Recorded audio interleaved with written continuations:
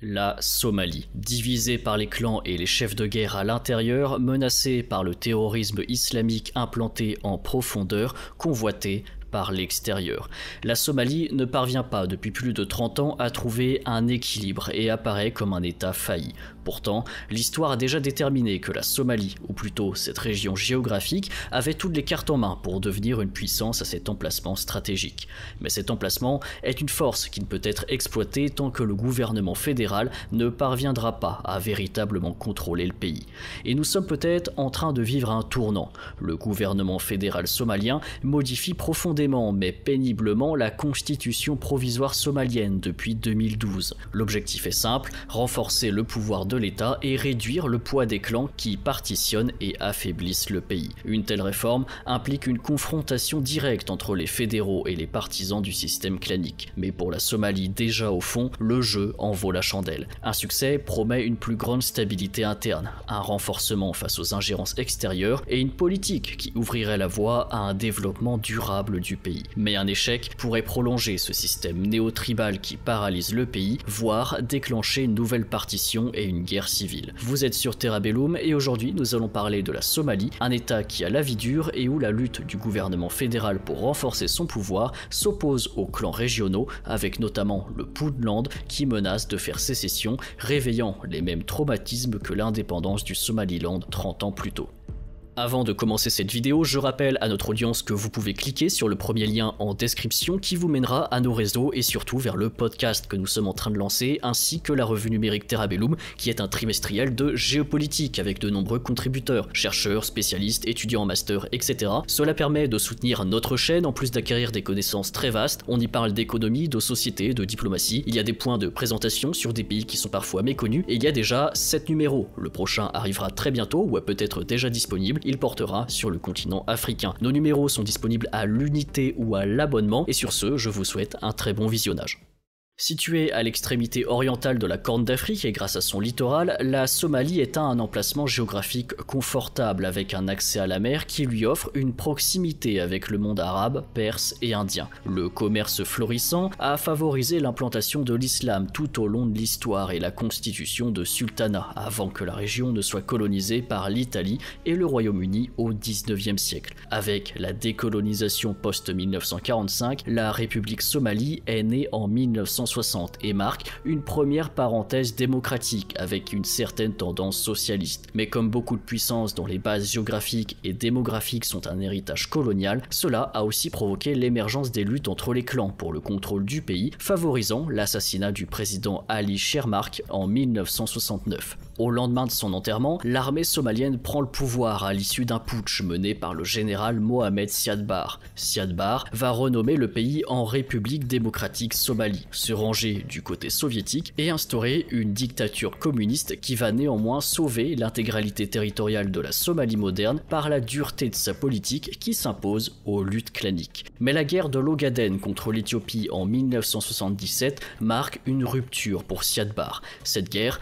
affaiblit son pouvoir, le brouille avec le bloc soviétique et marque le début de la normalisation des relations avec les États-Unis et les pays du Golfe. L'autorité de Siad Barre est ensuite petit à petit remise en question et l'opposition entre ouvertement en guerre contre le gouvernement central dès la fin des années 80. Toujours avec cette problématique intérieure-extérieure, c'est-à-dire généralement des clans qui s'opposent au pouvoir central, souvent soutenus ou qui ont des affinités avec une puissance étrangère. Pour les plus connus, nous avons le mouvement national somalien fondé à Londres en 1981 autour du clan Isaac qui donnera naissance au Somaliland. Il y a aussi le Front démocratique somalien du Salut, fondé en Éthiopie par le clan Majertine, qui représente la région du Puntland.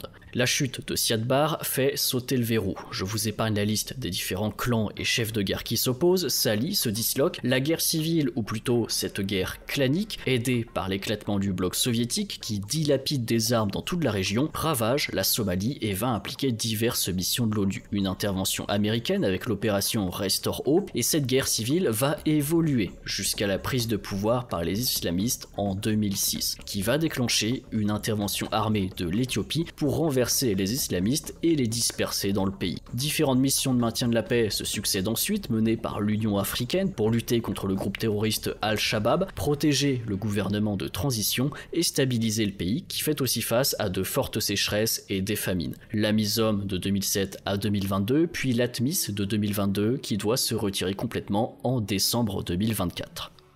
Les changements constitutionnels de la Somalie sont les principaux objectifs de l'État somalien. Le gouvernement cherche à s'écarter des institutions claniques mises en place pendant la guerre civile somalienne sous forme de compromis entre les chefs de guerre. Le gouvernement fédéral a pu approuver en 2012 l'ébauche d'une nouvelle constitution composée de 15 chapitres. Cette constitution fait l'objet de révisions constantes depuis plus de 10 ans. L'actuel président somalien, Mohamoud, s'est engagé lors de la campagne présidentielle de 2022 à finaliser la constitution provisoire du pays. Président élu par le Parlement, Mohamoud a donc poursuivi sa promesse en convoquant plusieurs réunions du Conseil consultatif national, le NCC, qui regroupe les dirigeants du gouvernement fédéral et des États membres fédéraux, donc les clans. L'objectif est d'obtenir un consensus sur les changements à apporter aux institutions et aux lois électorales de la Somalie. En mai 2023, le NCC a accepté de faire passer le système électoral somalien du vote par clan au suffrage universel direct, ce qui est une véritable révolution pour les institutions somaliennes. Cependant, le président du Puntland a boycotté le NCC en raison de désaccords sur l'équilibre des pouvoirs entre le gouvernement fédéral et les gouvernements des États, et il n'a donc pas signé l'accord de mai 2023 qui est à l'origine de la crise actuelle. Le système électoral du Parlement est basé sur les clans somaliens. Il est connu sous le nom de système 4.5 et a été officialisé en 2000 pour gérer la représentation politique pendant la guerre civile somalienne. Il y a 4 principaux clans en Somalie: les Hawiyés, les Dir, les Darod et les Raanwayn, qui ont chacun 20% des sièges au Parlement, les sièges restants étant attribués aux clans plus petits. Les 2 clans les plus puissants sont les Hawiyés, dont fait partie le président Mohamoud, ainsi que les Darod. Évidemment, le Puntland est dirigé par le clan Darod, enfin plus précisément le sous-clan Arti, car oui, je vous ai pas dit, mais il y a aussi des sous-clans, et je vous épargne volontairement la complexité et la géographie clanique en Somalie pour aller à l'essentiel. Le 30 mars 2024, le Parlement de la Somalie a approuvé des modifications aux 4 premiers chapitres de la constitution provisoire du pays. Et le président somalien, Mohamoud, a signé ces modifications le 31 mars 2024. Ces révisions renforcent l'autorité du président et permettent au président de nommer, mais surtout de révoquer le premier ministre. Ces révisions approuvent également la transition vers un système présidentiel dans lequel le président est élu au suffrage universel direct et non plus par le Parlement. Il y a aussi une unification du calendrier des élections locales, régionales et fédérales. L'État du Puntland a donc réagi en retirant sa reconnaissance du gouvernement fédéral le 31 mars, affirmant que Mogadiscio n'avait pas consulté son gouvernement de manière équitable. Le Puntland a ajouté qu'il agirait donc de manière indépendante jusqu'à ce qu'un référendum national tranche la question. Le Puntland est l'état le plus septentrional et le plus riche de la Somalie. Situé à la pointe de la Corne de l'Afrique, donc à l'emplacement le plus stratégique près du détroit de Bab el-Mandeb, il justifie aujourd'hui sa décision d'agir indépendamment du gouvernement fédéral en se référant à l'article 142 de la Constitution provisoire de la Somalie. Cet article permet aux États membres fédéraux du pays d'agir selon leur propre constitution jusqu'à la finalisation de la Constitution fédérale, c'est-à-dire jusqu'à une date dont le but pour le Puntland est de l'étendre au maximum. Il est peu probable que le Puntland déclare son indépendance à court terme, mais les tensions augmenteront entre le Puntland et le gouvernement fédéral, ce qui pourrait entraîner des affrontements armés. Ces affrontements armés pourraient être une opportunité pour la piraterie, dont le Puntland était un foyer majeur, et surtout une opportunité pour le groupe islamique Al-Shabaab dans tout le pays. En 2022, la Somalie avait lancé l'opération Black Lion, qui a ciblé avec succès Al-Shabaab dans le centre et le sud de la Somalie en reprenant plus de 100 localités au groupe. Cependant, le gouvernement fédéral avait dû suspendre l'opération suite à un énième désaccord avec les milices claniques, ce qui permet donc au groupe islamique de se ressaisir. Mais le problème du Puntland se pose sur le long terme. L'organisation d'un référendum national qui est exigé par le Puntland est extrêmement difficile, pour ne pas dire impossible à réaliser, que ce soit par des contraintes logistiques, mais aussi sécuritaires en Somalie. En fait, le Puntland cherche un statu quo pour geler les réformes, ce qui va donc entraîner un conflit prolongé entre l'État du Puntland et le gouvernement fédéral, conflit d'abord politique, mais potentiellement militaire. Pour Mohamoud, valider le statu quo avec le Puntland serait un aveu de faiblesse et le risque de voir le Puntland s'éloigner toujours plus de Mogadiscio. Mais entrer en conflit sur le statut du Puntland pourrait aussi retirer le soutien de la part d'autres clans et donc d'États à long terme qui menaceraient l'intégralité territoriale de la fédération somalienne. Et je ne parle même pas du risque d'un conflit militaire qui mettrait un terme à la relative stabilité que le pays connaît depuis plus de 10 ans et redistribuerait les cartes dans un bain de sang. Mohamoud ne semble pas disposé à faire de compromis sur la finalisation de la constitution. Le gouvernement fédéral fera donc probablement pression sur le Puntland, d'abord politiquement puis économiquement avec le peu de moyens qu'il a pour que le Puntland renonce à sa position. Les tensions pourraient donc s'intensifier dans les prochains mois à venir avec le risque d'affrontement entre les forces militaires du Puntland, les milices claniques et les troupes du gouvernement fédéral. Ce serait là le début d'un cercle dangereux vers une confrontation militaire. Mais le danger pour l'intégralité de la Somalie ne vient pas seulement de l'intérieur et du rapport de force entre les clans et le gouvernement. L'extérieur convoite le littoral somalien et s'appuie sur les revendications des clans face au gouvernement fédéral.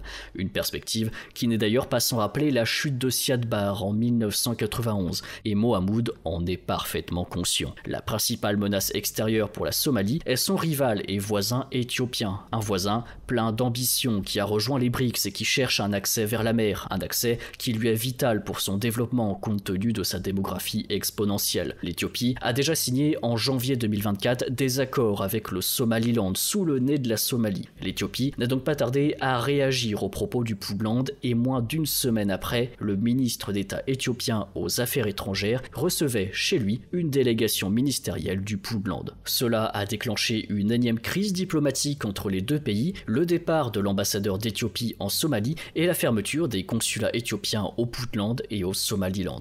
La Somalie, vous le voyez, doit combattre sur un front intérieur-extérieur et le Puntland étendra probablement ses activités avec l'Éthiopie pour renforcer sa position face au gouvernement fédéral, ce qui va d'autant plus enflammer l'affaire parallèle de l'accord maritime entre l'Éthiopie et le Somaliland. La Somalie cherche donc à son tour des alliés qui pèseront dans la balance. C'est avec la Turquie qu'elle a signé le 22 février 2024 un accord de coopération économique et de défense de 10 ans. En vertu de l'accord, Ankara formera et équipera la marine somalienne, tandis que la marine turque sera en mesure de déployer des bâtiments dans les eaux territoriales de la Somalie qui, en vertu du droit international, inclut aussi les eaux du Somaliland et bien sûr du Puntland. En bref, la Somalie, relativement faible, fait entrer une nouvelle puissance régionale dans l'échiquier. La Turquie, ce qui est loin d'être négligeable. Pour la Turquie, une présence justifiée sur le littoral somalien lui offre un superbe panorama devant l'un des axes maritimes les plus importants au monde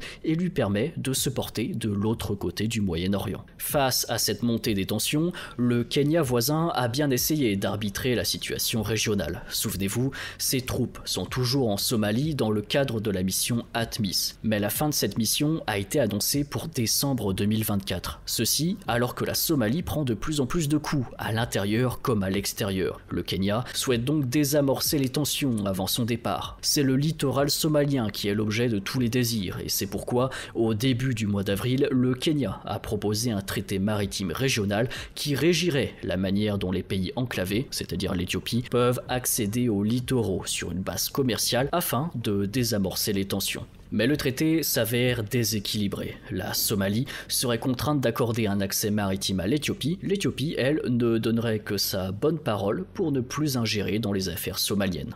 La situation est inextricable et l'année 2024 sera un tournant majeur pour la Somalie. Le Puntland et peut-être de futurs clans souhaitent préserver leur autonomie face à un gouvernement fédéral qui souhaite au contraire renforcer son pouvoir. Le voisin éthiopien, désireux d'avoir un accès à la mer, s'appuie sur les désirs autonomistes et séparatistes du Somaliland et du Puntland, tandis que la mission ATMIS arrivera à terme en décembre 2024 et que le Kenya tente d'arbitrer tant bien que mal la région mais ne parvient pas à trouver un accord acceptable pour la Somalie. La Somalie, quant à elle, répond à l'ingérence étrangère et recherche des partenaires extérieurs pour constituer un équilibre face à l'Éthiopie et les clans autonomistes. La Turquie rentre dans l'échiquier régional et peut-être après elle d'autres puissances, toujours avec une considération autour de la bande maritime de la Somalie qui est l'objet principal de ces ingérences. La Somalie compte aussi sur les États-Unis avec lesquels elle a signé un mémorandum en février 2024 pour la construction de bases militaires destinées aux forces d'élite somaliennes.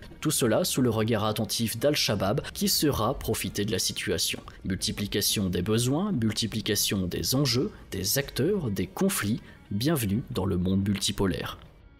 Mohamoud parviendra-t-il à établir un régime présidentiel en Somalie? Le Puntland ira-t-il plus loin que de simples menaces autonomistes? Quid des ambitions de l'Éthiopie et de l'implication de puissances étrangères dans la région? Vous pouvez mettre votre hypothèse en commentaire, abonnez-vous pour ne rien louper, et je rappelle qu'on traite sur Terrabellum de sujets souvent de niche et que nous sommes une chaîne 100% artisanale, alors on dépend énormément de vos j'aime, de vos partages pour se référencer sur YouTube. Retrouvez tous nos liens vers le Terraverse en description, réseaux sociaux, podcasts et la revue numérique Terrabellum, une revue de géopolitique avec une belle diversité d'articles qui réunit une multitude de contributeurs, des chercheurs, des étudiants en master, différents spécialistes. Un numéro fait souvent une bonne centaine de pages sur une zone dans le monde. Nous avons déjà 7 numéros et le dernier porte sur l'Afrique. Il arrive très prochainement si ce n'est pas déjà fait. Le lien est en description encore une fois. Merci encore à tous pour votre fidélité et à la prochaine.